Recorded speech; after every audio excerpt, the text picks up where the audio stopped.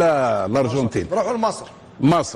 مصر انا نقول لهم شكرا لمصر، لان ماشي شرفوا مصر، شرفوا عرب. كل العرب، شرفونا احنا معهم.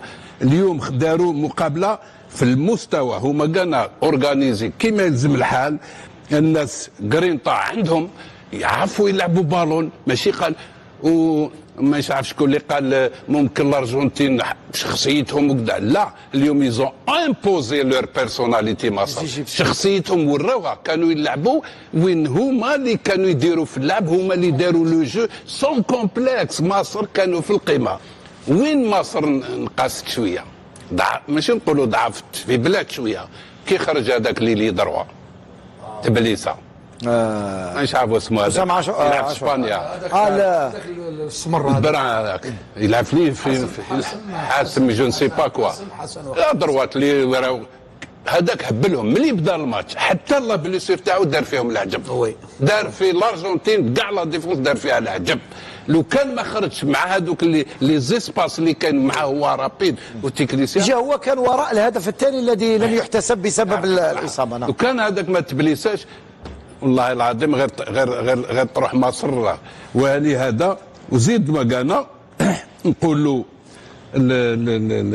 حسام حسن شكرا حسام حسن لونترينور، نقول له شكرا لان ستاف كاع مصري وسيدي جوار في المستوى ولاد مصر يعرفوا المونطال تاع اللاعبين، الشخصيه والعقليه تاع اللاعبين تاع مصر يعرفوها، كاع الناس وكاع ولاو يحبوه. اليوم هو انا نقول لك نجم يكون هو الشخصيه الكبيره في مصر، لان دار الدور تاعو في المستوى.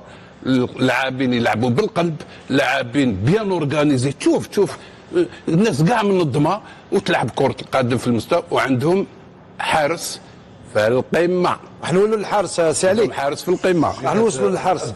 راح جينا الاب جوستيمون راح نسالك على حسام حسن، انك تعرفه جيدا امين عوديه، تلقى وابل من الانتقادات قبل نهائيات كاس العالم، وانتقد حتى منذ تعيينه على راس، لانه الكثير من المدربين الاجانب مروا على منتخب مصر لياتي حسام حسن ك سوليسيون دو ريشونج، قال لك نشوفوا نسيو، لكنه نجح مع منتخب مصري. وحراسه المرمى سنتحدث عنها بعد الفاصل. هل هذا هو مونديال الحراس؟ لأننا لما نشاهدوا حارس منتخب مصر، حارس الباراغواي، حارس النرويج، حارس الكافير، حتى عنده 40 سنة على ما أعتقد، يعني حراس برزوا. باراغواي تكلمت عليه، برزوا بشكل لافت للانتباه. أمين عودية، سأعود حسام حسن، هل وجد الشفرة؟ هل تم حل الشفرة مع حسام حسن؟ وما هي الأمور الإيجابية اللي خلتك تدافع أنت على حسام حسن منذ مدة حتى بعد الانتقادات، وقلت أنه سينجح مع المنتخب المصري؟ هل لأنه عملت تحت إمرته في مصر أم لأسباب أخرى؟ كنت قد صرحت بهذا في كأس إفريقيا الفارطة، ولو أنه تعرض إلى على حسب وجهة نظري إلى بعض من الظلم لما أيدت الجماهير المغربية كل المنتخبات التي لعبت ضده. والآن أنا شفنا مساندا لفلسطين، هذه أمور تجعلك فخورا، خاصة لما تشوف شراسة داخل المستطيل الأخضر من طرف اللاعبين. هذه تنظري إلى بعض من الخصائص الجوهرية للاعب المصري. اللاعب المصري يعرف كل المنتخبات كان بحاجة إلى مدرب ليس منقذ أو جاء به الاتحاد المصري لكرة قدم، ليس بالمنقذ ذلك المدرب الذي سوف يخرجنا. تعرف لماذا ليس بالمنقذ؟ لأن البطولة المصرية بطولة قوية، لأن مصر عندهم مراكز التكوين. حسام حسن أتى إلى المنتخب الوطني فقط لتوجيه وتأطير اللاعبين المصريين. سامحني اني جايك في الشخصيه الاخ يعني باش تخلي مرموش في كرسي الاحتياط، تخلي زيزو في كرسي الاحتياط، تنحي الجارديا تيتولار الشناوي وتحط شوبير، اعتقد انه هذه شخصيه مدرب. شخصيه مدرب، راني معك، راني نقول لك التوجيه والتأطير. توجيه والتأطير. اللاعب المصري هو بحاجه الى ماذا؟ حسام حسن لم يتلقى صعاب انه لا يوجد حارس مرمى في المنتخب المصري. صح، كان عنده خيار. مثلنا في الجزائر جاء بيتكوفيتش سنتين ونص ما لقاش حارس مرمى. بيتكوفيتش ما لقاش بطوله وطنيه قويه. اين ممكن بالعيد ولو انه لم يلعب ولا مباراه في كاس العالم. عباده بالعيد. ولكن هل في الامتحان الصعب، في الامتحان الحقيقي، وجدنا لاعب بامكاننا نستند عليه؟ هل في 2.5 وجدنا حارس مرمى؟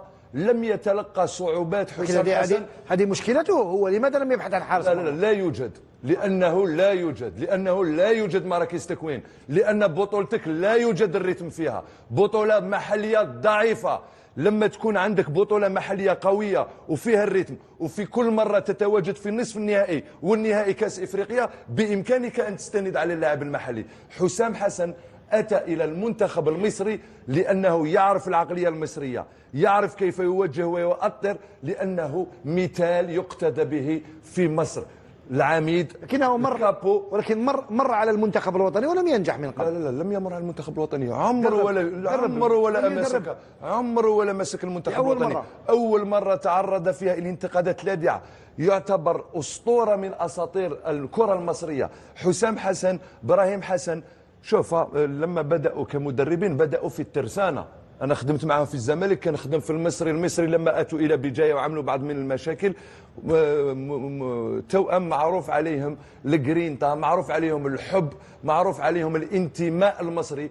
كل هذا شاهدناه في مباريات كأس العالم. صحيح. عكسنا المنتخب الجزائري، حتى وإن أنا كنت مؤيدا للناخب الوطني بيتكوفيتش، سوف نرجع إليها بعد قليل. نعم تفضل. نبقى في المنتخب المصري والحارس فوزي شوشي، قلت فوزي موسوني، تكلمت فوزي شوشي لأنه أيضا حارس. هل أصبحنا، لأنه راسي روع الحراس واليوم ما عندناش، اليوم لما نشوفوا شوبير وكاين الشناوي اللي يفضل عليه حسام حسن، شوبير، ونشوفوا ما يصنعه كان قبل معروف ابو جمل، معروف عليهم الحراس. نعم. نروحوا الحارس تاع منتخب الباراغواي، اذا كاين موجودين الصور عادل تعطيهم لنا. حارس منتخب الكافير، حارس منتخب النرويج، حارس المنتخب المغربي بونو. يعني الكثير من الحراس اللي برزوا في هذا المونديال.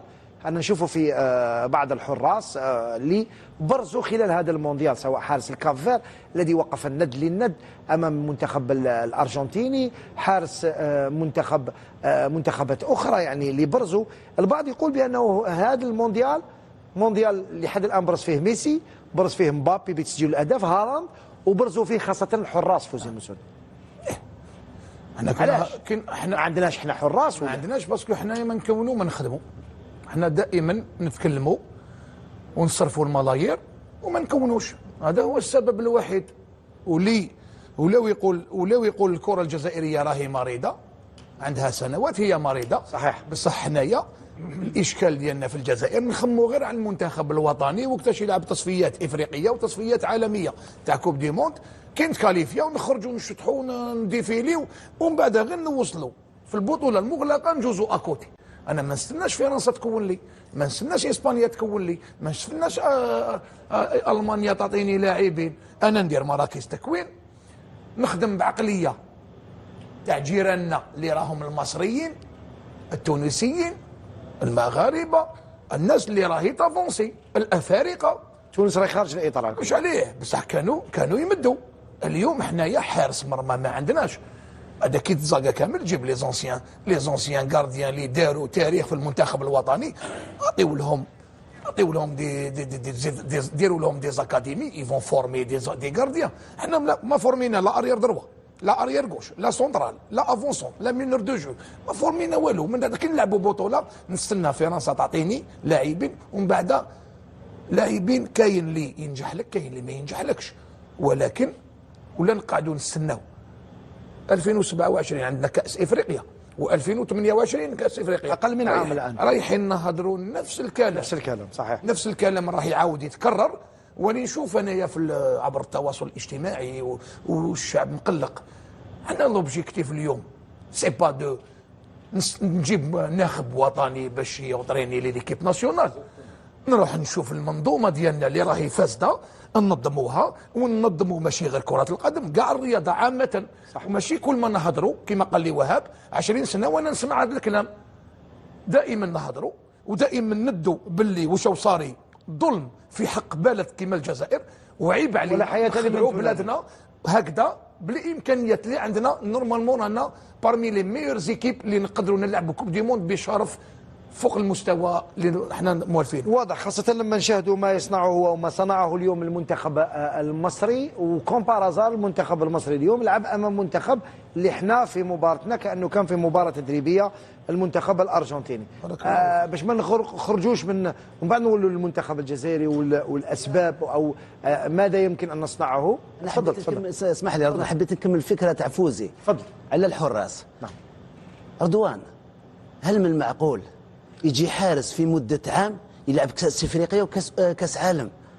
احنا الجزائر ما عندناش حارس مدة كما نقولوا ذهب الحارس بولحي جا مانيش نزيد انا تحس هذا لو برانسيب انا مانيش نزيد، ولكن يجي حارس كان حراس كان يعني تعبوا، ولكن فهمني مليح مانيش ضد زيدان، باش يجي زيدان يلعب كأس إفريقيا وكأس عالم في مدة ربما أشهر. شحال؟ أشهر 6 أشهر. هنا تحس باللي احنا ماناش نعملوا ماناش نعملوا. انا نرجع لهذا مانيش ضد زيدان، انا بجي زيدان جزائري ومن حقه يلعب في الفريق الوطني، ولكن لما تشوف امور كيما هذا تسمى الجانب الاخر ماناش نعملوا تماما. نبقى مع حسام حسن مقبل اوديه يتكلم مع بن شيخ. شوف مدرب اللي عنده اسلوب يلعب به في الانديه في الفريق الوطني.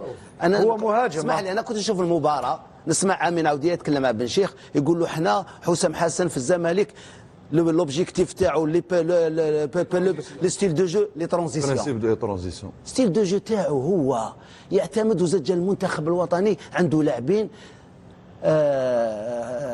المرموش يعتمد عليه، لكن المرموش اليوم كان احتياطي يعتمد عليه في في التحويل.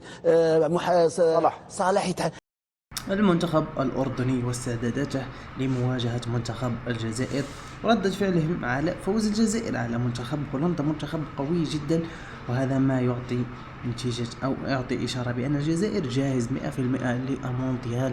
مثل ما شفتوا أن الجزائر فازت على هولندا على الأراضي الهولندية، وهذا ما أعطى يعني تخوف أكبر للأردنيين والإعلام الأردني حول مواجهة الجزائر التي هم يعتمدون عليها خلينا نقول لفرصة التأهل للدور الثاني، بينما أنهم لعبوا مباراة ودية ضد منتخب سويسرا. المنتخب يعني قوي جدا، منتخب سويسرا ليس بالسهل، إلا أنهم لم يقدموا مباراة جيدة وخسروا بنتيجة 4 أهداف مقابل الهدف.